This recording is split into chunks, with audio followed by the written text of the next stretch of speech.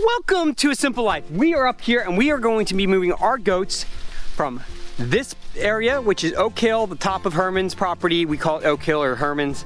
It's a little bit of a habit to call it Herman's.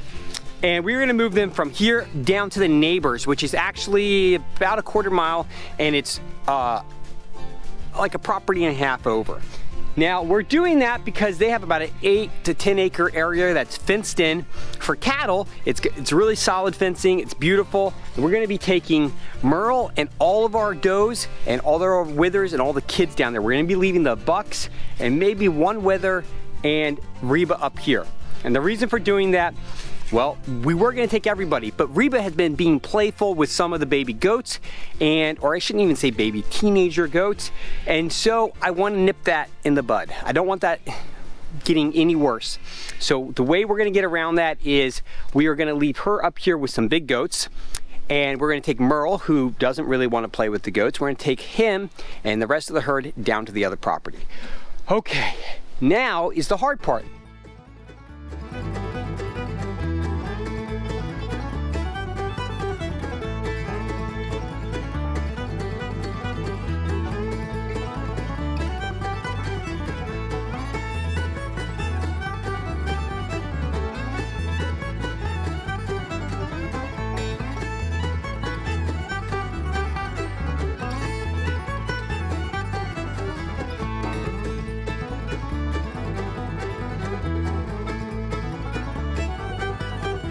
That was a little chaotic. What I ended up doing is we have this old gate that was sitting here, and I just hooked him to it. And it's the only thing I could do. It was gonna get out of hand if I tried to keep him back and tried to keep everybody else back. Clint's rounding up one goat that went that way. What's left in here is a buck, is 2 bucks in the wether. The 1 buck is going down. I don't mind the 1 buck. I just needed something up here for Reba to continue to guard, and I figured separating the bucks out was probably gonna be the easiest thing. The good part is Cotton, who is the buck that went, is really mellow. He's a cool buck. I do have one mom that has a lame leg. This one right here. I checked it out. I cannot find what's wrong. I believe she probably has a thorn in it. And so what I've done in the past when I've had something like this is I usually let it get a little bit bigger abscess wise, and then I deal with it. And the main reason is it's really hard to try to find a thorn in the middle of a hoof or something like that without doing some pretty invasive trimming. And since these goats really don't need their hooves trimmed, I don't trim their hooves because of the terrain that they're on. And so, and it's not because they're out of control, their hooves are perfectly healthy. But come on, let's go, mama. It's just because they're on really rugged terrain. So, all right. And she's doing just fine when it comes to moving. So it's gonna keep her, she's gonna be kind of the back of the pack. Now the rest of my goats have probably gone down. Yep, I can see them. They're underneath the apple trees right down there. And the boys should be coming up in a second. I knew it. I knew you were gonna be holding that goat. All right, well, let that goat down. Clay, you drive behind, okay? Clinton, you help me herd. Let the goat.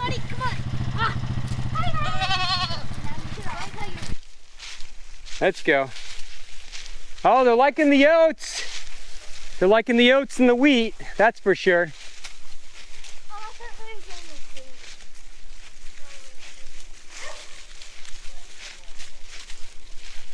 Come on, Clay, get your quad, buddy.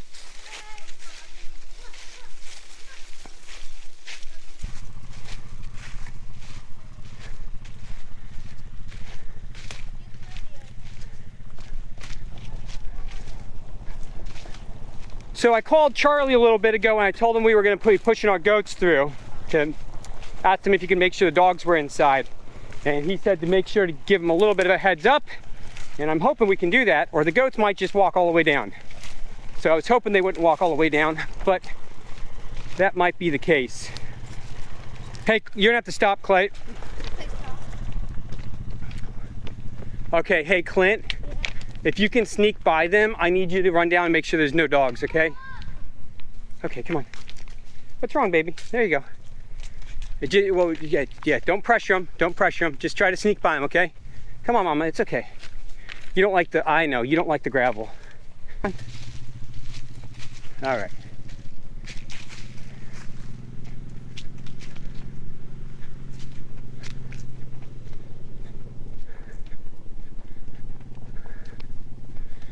All right. See, they've been up in this hillside. I'm hoping they don't go up there. That would be, I really don't want to climb up there. They've been up here. They've never been down this road, so this may be a little bit of a, oh man, now the whole herd wants to go up. All right, this is gonna be a little bit more work than I was wanting, but it'll go fine. I'm not gonna worry about it. Get these last two little goats moving right here. Come on, let's go. Come on, keep up with the rest of the herd. Come on, little guy. Come on. Come on, let's go. Let's go. There we go, little goaties.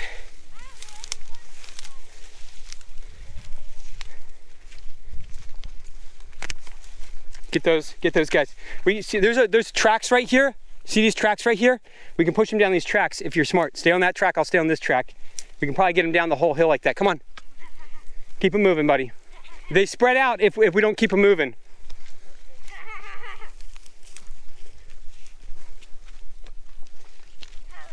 Let's go.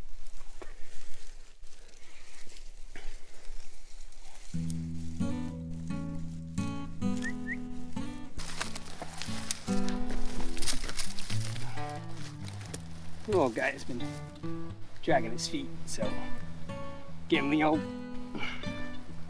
I've never seen you.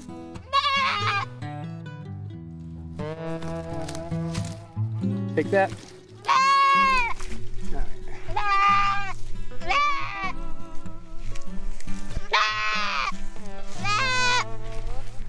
Yeah, I know.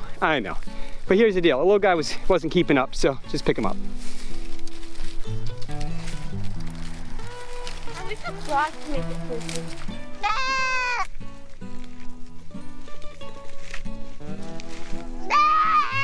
Come on. It's gonna be way easier just pushing them on the road, okay?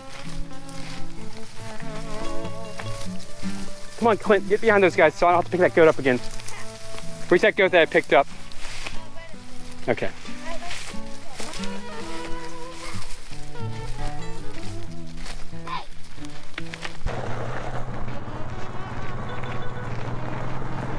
Oh, we're getting everybody's help.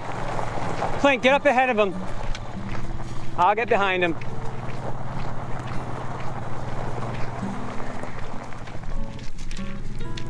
Come on, guys.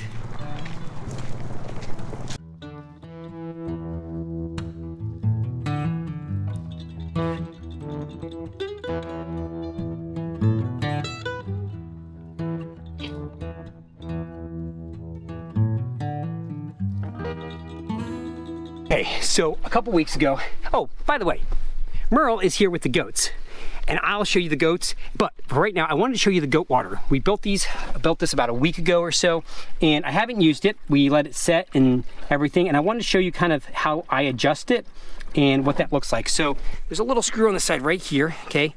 And if I tilt this all the way up like this, okay, it's gonna allow this bobber to kind of come up to about here before it shuts the water off.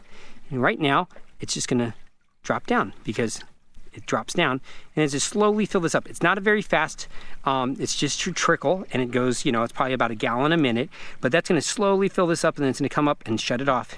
And there it is right there. It's just gonna slowly do this. And it's probably gonna take a few times for this to get lubricated, or like kind of get used to moving. But for right now, there it is. Also, this doesn't have a ton of water in it. I think we're at about 25 gallons. Yeah, maybe 20 gallons. We don't have a lot of water going into it right now. The boys pull the siphon, and so that's what's going on with the water setup. Now, let's talk about this property. This is a neighbor of ours. They have about 40 acres. This is about 10 acres or so that have some dirt bike trails and stuff like that through. Really well done fencing all the way around. It's got a few spots with some that are a little low that the coyotes kind of get in and out, but overall it's absolutely beautiful. And it's got a lot of blackberry bramble and poison oak and all kinds of hawthorns and all kinds of stuff, and the goats are having a lovely time. They are grazing like crazy, being very useful, and I think we have a total of 19. I think we have 19 of them here. And I say I think because I think we have 19 here. At one point I counted 21, but I think I miscounted. And then we got multiple counts of 19, so we have 19. But you can see they're staying together as a herd, and they're gonna be really good here. This is gonna be a perfect setup for them. Now, I'm not gonna come in and do what I've been calling cut grazing on this property. Not right now. The main reason why is we are into fall, and the tree leaves are all turning yellow. And so to do cut grazing right now when there's so much greenery around the edges would be dumb, because my goats are not gonna eat it. They're gonna go for all the yummy green stuff that is not turning yellow, because why would they want old dying leaves when they can have this delicious hawthorn or all the little ground cover that's all over the place, all the blackberry that goes all the way back into the woods. So that's kind of why we're not going to do any cut grazing. I did talk to the owners. They are interested in doing it in the future. I told them they do it for a couple years. They probably have some really nice silvo pasture and potentially be able to run a few cows in here every year. I think that would be the idea, is to let them run a few cows in here. That being said, it's just beautiful. I'm not going to walk you through the whole entire thing today because it's very extensive, and it has good probably 75 feet, maybe 80 feet of elevation change. Well, look at that. We have a nice full tub of water. I wanted to show you this because I built this the other day, and I told you how I was building it. I kind of showed you, except for I never filmed it actually working. So here it is. It works.